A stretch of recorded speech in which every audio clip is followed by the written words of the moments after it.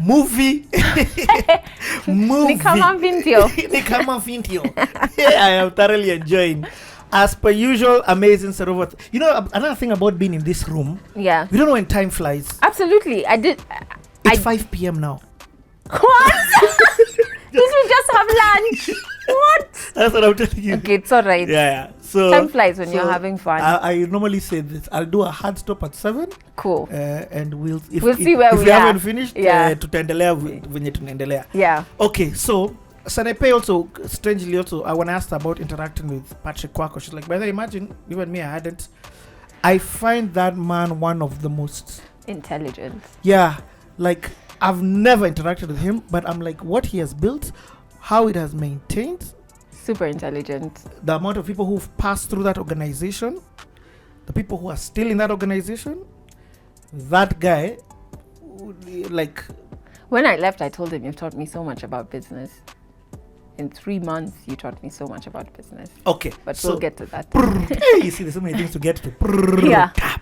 The boss is calling you. Hey. And then he's even telling me Patrick, as though I hang with this guy. I'm like, bro, I don't know. Anyway, so I go. And I remember thinking, I'm going to be fired.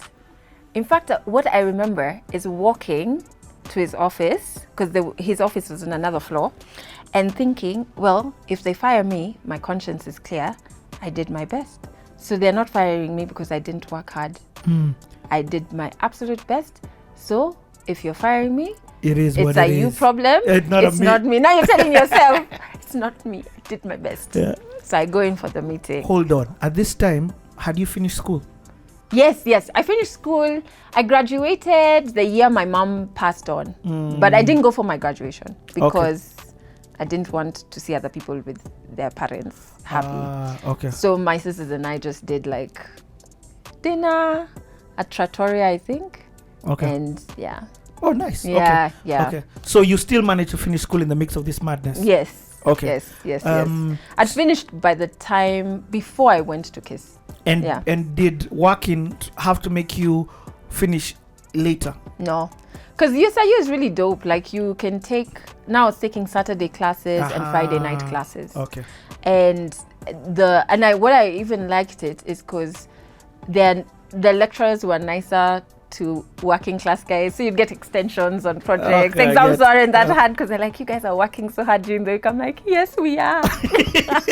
Time I'm just there in the studio. Okay. So fast forward back now, you enter Patrick Kwako's office. Enter his office. I'm just like, shit, I'm going to be fired. And then he tells me, gets right to it. No pleasantries and all of that. He's like, no, he did tell me good things about her. So I was confused because he starts off telling me like good things, like he likes how I've worked hard. He even says how I've never been brought to his office at a disciplinary anything. Like, it's like, I like that, And now I want you to do my breakfast show. Wow. First I thought, no, I just came back to normal 7 a.m. waking up. What are you talking about? So I'm like, oh my goodness, what is going on? So I just asked 2 things. I'm like, have you told your current breakfast host? Because now, I thought of them as friends. So I was like, have you asked? And he told me that's not your problem. I said, okay. And then I asked, do I have a choice? He said no. So I was like, no, you're like, so email.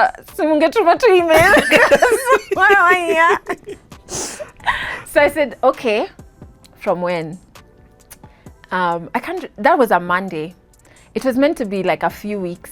Then things moved so fast. I was on breakfast, I think that Wednesday or Thursday. Yeah. Ooh. Did it come with more pay? Yes. Oh, okay. It does. It came with more pay. And I remember after that meeting, then I got a text from Caroline. She said, now it's your time to fly. Tears coming to the eye. I'm like, hey, but can't we fly at normal working hours? Why must we fly at 4 a.m.? That's a company flying. It was hectic. It was really hectic. Did you go and talk to her for advice about? I've been told I have no choice. Okay. Yeah. No, I mean advice about. Okay, fine. I have no choice. I have to do this morning show. You've been doing it for so many years. How do you do it? No, I don't think we even had that conversation. Honestly, I can't remember that. I think I was just like, what the heck is going on? What industry is this I've chosen to be in? And then now this pandemonium, because this morning there were certain hosts on the breakfast show. Yeah. Maybe that's where those was forward. So I'm like, hey. So, I mean, those are their stories to share. Yeah. But I remember around that time, the narrative, which I've never spoken about it because first I didn't have time, and I'm not one to,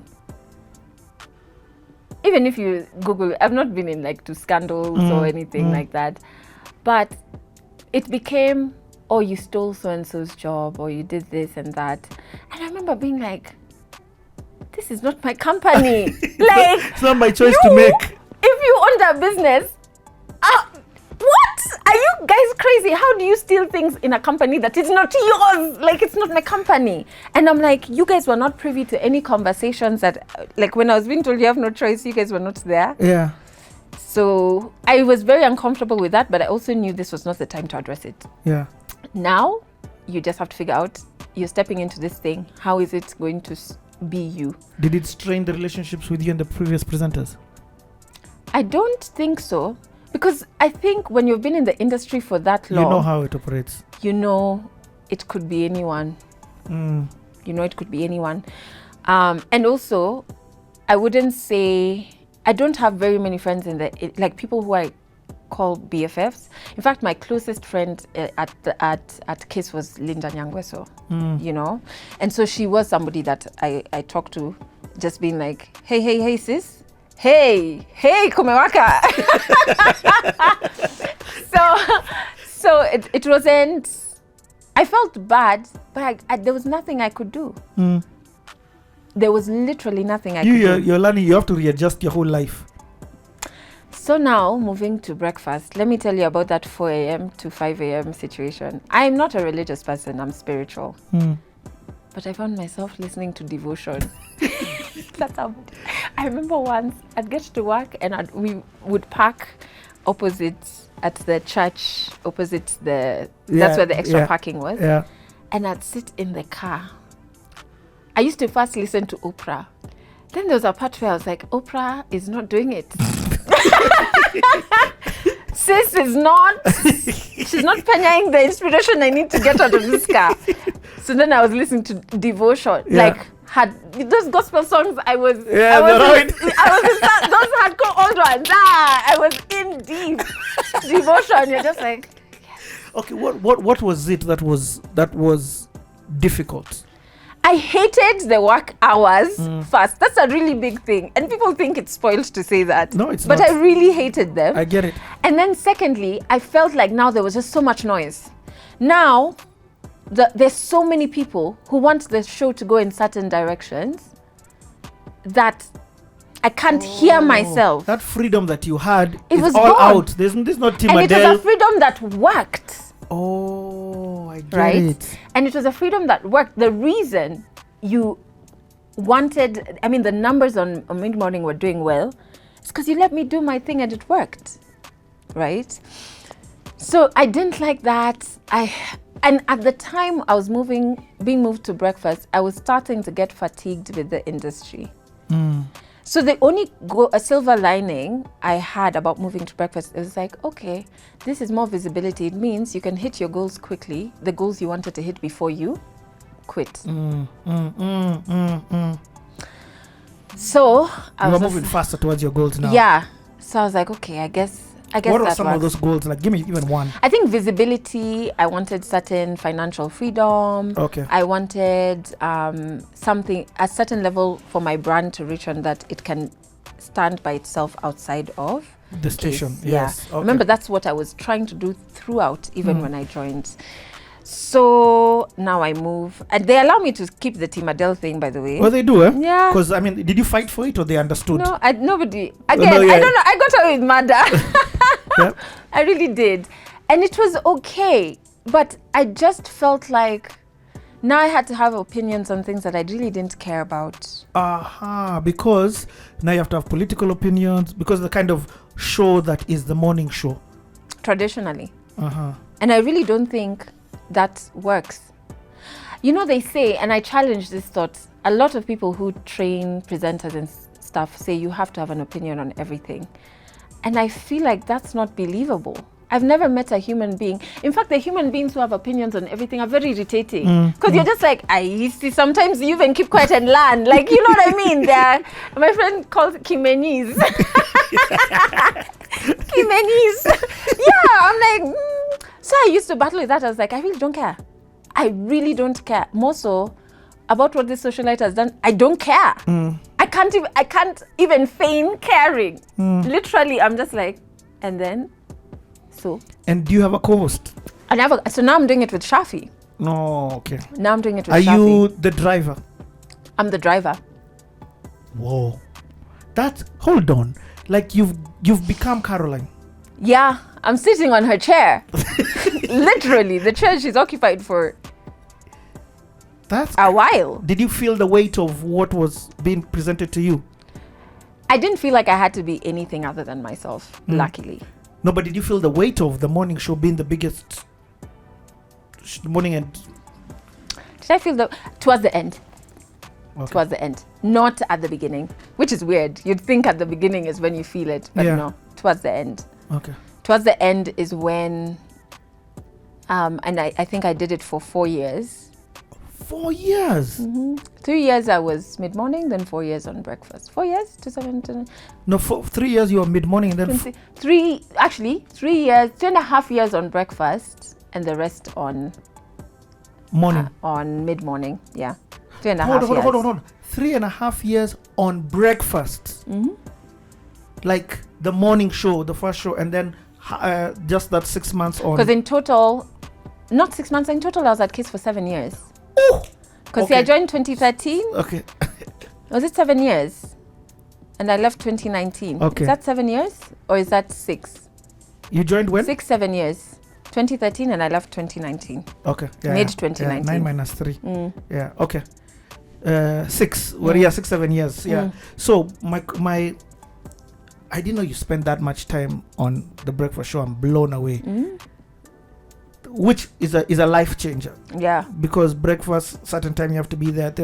I keep saying radio is it's work. It's a lot of work. It's exhausting. Yeah. Every time after I do CT, I'm just like, I'm tired. Exactly. Because then you're taking my energy. Yeah. You know, even heavy things I say, you're taking emotionally taking it. It's exhausting. It's exhausting. Okay, so tell me, I don't want you to just keep this morning like, it was just like, what were some of the things you liked? Because I'm sure there must have been something that you liked. I mean, for you to do that long time. I liked, it was fun hanging out with Shafi. There were some pranks we pulled that were really super entertaining. I liked that I had, especially when I came into my voice on there, I had a lot of people on the show who otherwise would never have been able to share their stories on that level. So people like Kennedy Odede, who heads and founded Shofco. There are interviews that I did that I'm sure... Is Kennedy Odede from Kibera? Yes. So Shofco that started in Kibera and is in Kibera and has expanded. And he was on TED Talks. Yes, and he's done amazing things. Yeah, in the country. So Kennedy and quite a few others. So I liked that I was able to give them the visibility that the country hadn't given them their flowers. You know what I mean? Because we were so caught up in like pop culture and all of these things. I liked that we were able to do activations together with like Ben. We really pushed to be able to do movie screenings for our fans, like fill up IMAX. And KISS was not doing that type of thing before, and we're able to do that. I like that, and this was really Ben's... For Team Adele? So now, we had Team Adele and Team Shafi. I get it. And I remember Shafi saying he wants to be Team Mafisi, and I told him that brand-wise, that doesn't make sense. It's Team Shafi. Let's do that. That makes a lot more sense. And I even remember printing for him t-shirts for us to do like a picture together for some giveaway we were doing. So the same things I'd done with Team Adelle, now I'd brought them. I was like, let's do them for ourselves. Let's not wait for the company to do this So for you're us. using your own finances? Yeah. Okay. And my guy in Tao, my printing guy. Yeah. And so I liked that. We did like an inter-campus sports competition called Campo Olympics. Wait, was I on breakfast? No, that one was on mid-morning, so no. Yeah. But I liked that anyway. So we were able to kind of bring in activations and on-ground activations onto from the morning show. Yeah, for the morning show, you know. And then at the time, so I used to tweet during the show. This is what was happening, that I was so exhausted. So leaning into what I didn't like. I was driving the show, which means I'm the one controlling the comp and the desk, right? I'm doing that. I'm answering phone calls, cutting them up in time for us to go. So while you guys are listening to the 3-minute song, I've picked a phone call. We've talked, both of us, with the person. I've cut the call. Sometimes it's a paid for thing. So you're winning something, like Richard Bank of Kenya is giving out an account. So I have to make you say certain things. It has to sound nice so that the client is happy. I have to do that in 3 minutes, catch it up. And then now when we come back, we flight it, right? At the same time, I'm tweeting from my page and the KISS page at the same time, because KISS didn't have someone doing that. It got so much that I hired someone from Team Adelle to run my page, because now I trusted her. So she was running my page, and she had been with me since 1FM days, like as a listener, 1FM days to KISS. She could tweet like me. Literally, I see tweets Maureen would tweet, and I'm like, guy, this girl is in my head. Like, what's going on? The way I had a particular way. If you're tweeting a song that is playing, this is how I want it to be. I never used to have to police her. So she would do that. Then me, I would only just look at the mentions in case I need to shout out someone or whatever. But I'm tweeting from the KISS page. While I'm driving everything. So by 10 a.m., I'm tired. I'm tired. And it's not only tired, I felt like we're not moving efficiently. If I'm doing all of these things myself, we can only get to a certain point. At a point, you actually need to hire people who are trained in certain things to do ABCD. Let's not forget, both of us are also on our phones taking photos to be able to send out. So we lobbied. You know, it's so funny you should say that. And I just want to explain it as somebody who's done an interview. Yeah. When you're the person who's been interviewed by the presenter, you can almost feel like, how come you guys are not, you see the way now I'm in you, I'm listening to you, I'm like, because you have people. When I've been interviewed a few times, I'm like, this person is not even listening to me. They are talking to me, they're asking me something, but at the same time they're doing this other thing and this other thing. Because you can be talking and then dead air. Because I've been listening to Richard and then come with a song Malizika and I don't know There's what. no time for random beats to rose. I was just like, it's so weird. You answered like, okay, we're about to go live. Okay. So I'm just like, okay, yo, that was a bit weird of a conversation. Yeah, and also even the structure. We can't sit down like this. Yeah.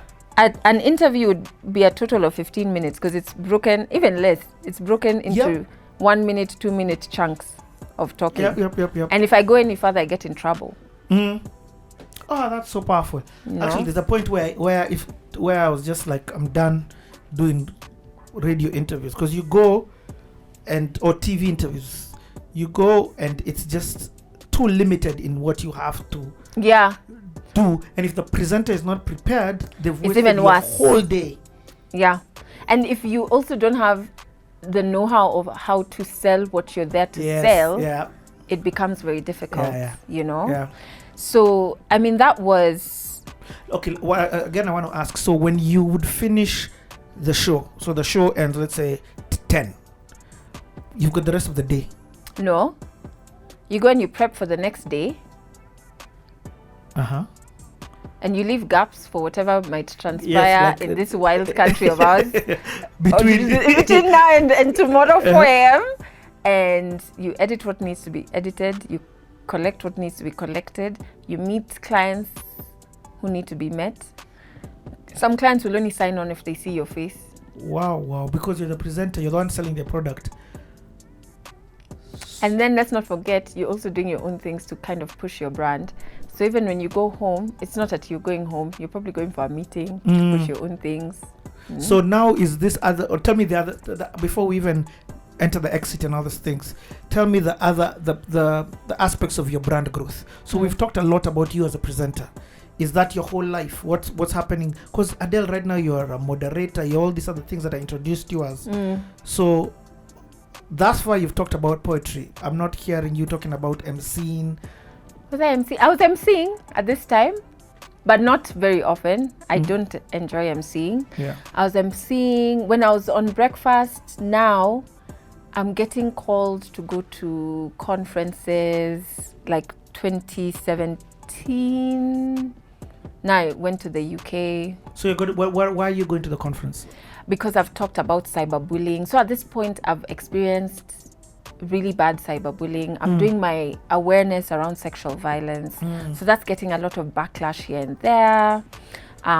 So then now I found myself speaking in the cyberbullying space as well. So it was authentic. It wasn't like you just talked out of... No, it was literally, even my presentation had screenshots of the nonsense, yeah. you know. And that one was like a BBC conference to try and understand how do we make the internet safer for younger people. So you're being called, as a lack of a better word, expert within the cyber bullying space to share your experience. And what I think my solutions would be. Ooh, you're not being called like as a moderator, as an MC to In fact, I went for that one, and I was a panelist. Yes. When I reached, they asked me, do you mind moderating a session with this chick from Botswana who did a viral tweet about if Africa was a something. She did like a viral tweet, like in African, like a satire kind of thing. And so I ended up moderating that. And then they were like, in fact, at the beginning of the conference, well, these people are strange nowadays. So it's they ended up being strange in later years. But then now I met Kate Middleton and Prince William. So they're like, do you mind being one of the people to receive them when they come for the conference? It's like, cool, no problem. Hold on, they just can't call you like that. Imagine, you're talking about the next air. Imagine it was like that, but it's also because the thing about the digital space is if you just keep doing what you're doing, you never know who's watching. You never know who's watching. So I'm doing my sexual violence awareness work. I'm talking loudly about cyberbullying because of what I'm going through. I'm speaking loudly about my story and my experiences. And somebody's watching. So I get invited. And also that year, I was named one of BBC's 100 women. Most influential. Most influential women. Yeah. So because of that, again, I didn't know anyone there. I didn't even know there was a BBC 100 women's list in my life until I was on it. You also named Kenyans.co.ke most. So now because of that, I went to that conference, and then... So BBC just picked it up and named you one of this. And I'll be honest and say that's the power of when you understand you have a platform and you have a cause. Exactly. It's so many people have the platform and no cause. And therefore, when they are given an audience, all they can tell the audience is Rusha Mikono Juu. And for me, it was literally from seeing my mom. My mom got breast cancer, left her. When she left Agricultural Finance Corporation, she used her story to build something bigger than her to impact others. That for me is what taught me, yes, you went through these unfortunate things, but you use your story to build something bigger that will impact others. You know? And so that's then these people who are people who are now seeing what I was doing, because now there's the internet. Okay, I want us to talk about cyberbullying.